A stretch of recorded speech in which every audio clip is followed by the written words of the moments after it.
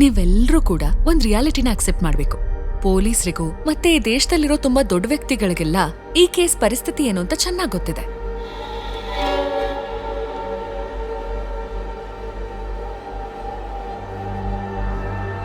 ಈ ಮನುಷ್ಯ ತುಂಬಾ ಕಿಲಾಡಿ. ಪೊಲೀಸ್ನವ್ರನ್ನ ಯಾಮಾರ್ಸೋದು ಅಂದ್ರೆ ಸುಮ್ನೆನಾ? ಅವತ್ತು ನೀವೇ ತಾನೇ ಹೇಳಿದ್ದು ಎಲ್ಲಾ ಸಮಸ್ಯೆಗಳು ಮುಗ್ದಿದೆ, ಇನ್ನು ಭಯ ಪಡೋದೇನಿಲ್ಲ ಅಂತ.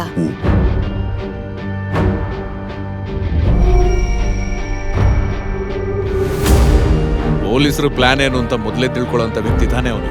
ಪೊಲೀಸವರು ಅವ್ರ ಫ್ಯಾನ್ ಆಗಿರ್ಬೇಕು.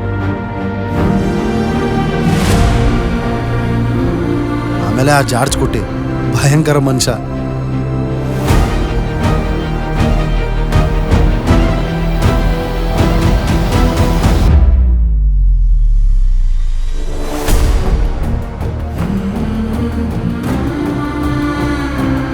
ಈ ಆಸಿಡ್ ವಿಷಯನ ಯಾಕೆ ಅವ್ರ ಹತ್ರ ಹೇಳಿಲ್ಲ?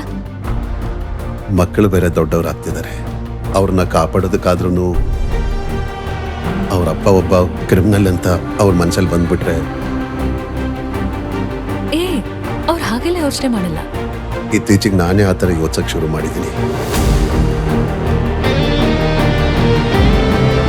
ಸರ್, ಇದೇ ಅಲ್ವಾ ನಮ್ ಸಮಸ್ಯೆ. ಮೀಡಿಯಾ ಇನ್ವೆಸ್ಟಿಗೇಷನ್ ಇಂದ ನಿಜಾನ ಪ್ರೂವ್ ಮಾಡಿರೋ ಎಷ್ಟೊಂದು ಕೇಸ್ಗಳಿವೆಯಲ್ಲ ಸರ್. ಅವ್ರು ಯಾರು ಅಂತ ಜ್ಞಾಪಿಸ್ಕೊಂಡು ಅವ್ರ ಗುರ್ತೇನಾದ್ರೂ ಹೇಳ್ಬೋದಾ? I want his full file on my desk as soon as possible.